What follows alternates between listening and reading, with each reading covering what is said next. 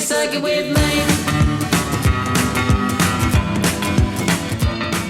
Hi everyone, Kirk here with Kirk's Motorrad Shop, bringing you a product review. This product review is on this here. It's the Duracell jump starter kit. It is the model DRLJS20. They sent this to me just to try out and see how I like it and put out a product review.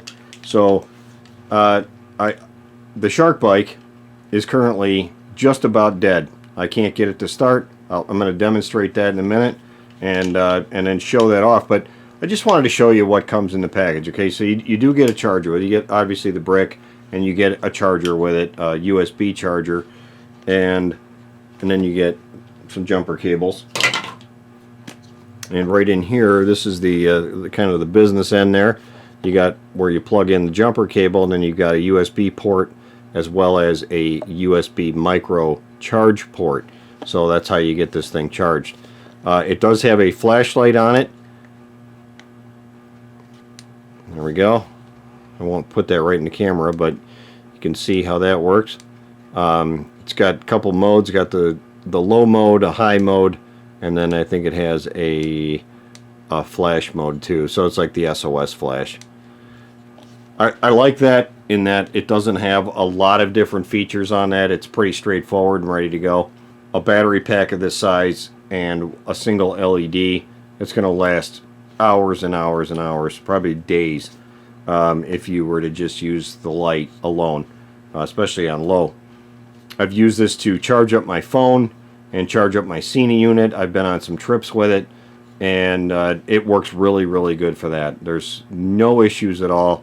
It does about what I would expect, and that's, you know, it will discharge this unit after about 3 full battery phone charges, and as well as some of the, you know, using it for the Cena to recharge the Cena unit while it's working.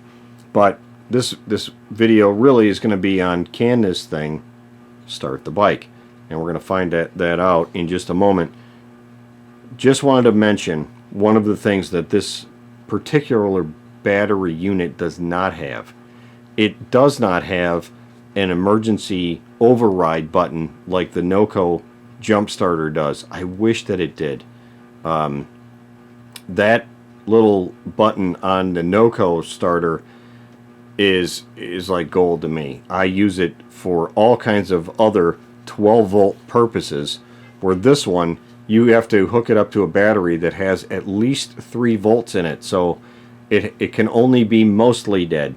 Now they claim it's some kind of a safety feature. I don't know that that's really a safety feature. I don't know what feature that is for.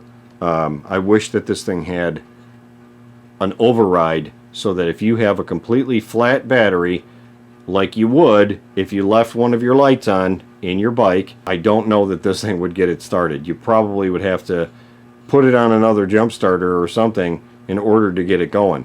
Now in a car, the car usually, you know, they have shut-off switches and things in modern cars where, you know, if the voltage drops too low, maybe even newer bikes have that. But on older models like this one here, you can drain it right down to 0. It doesn't have any of that internal computer protection that's going to stop the battery from going below a certain point. So, in order to hook this thing up, we've got just one connector. It can only go one way. It's just a kind of a keyed connector. You plug it in there, and you can see I didn't turn the unit on or anything, but it starts flashing green. When I hook this up to a battery, this will turn a solid green. And there's also you know, this yellow tag that's on here. It's not only instructions, but it tells you what all of the lights mean. You know, if it's beeping, if it's red, you know, if you've managed to hook up your battery backwards, that kind of thing. Let's go outside and try to start up the shark bike and see if this thing works. I tried to start the shark bike up just a little bit ago, and it was cranking so slowly it wouldn't fire off. So then I know it's got at least 3 volts in it. So it's just a low battery. Anyway, let's go check it out. Let's give this thing a go.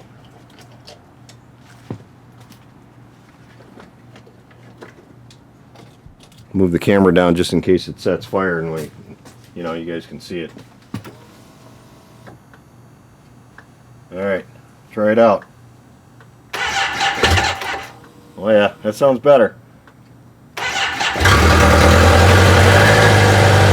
Opa!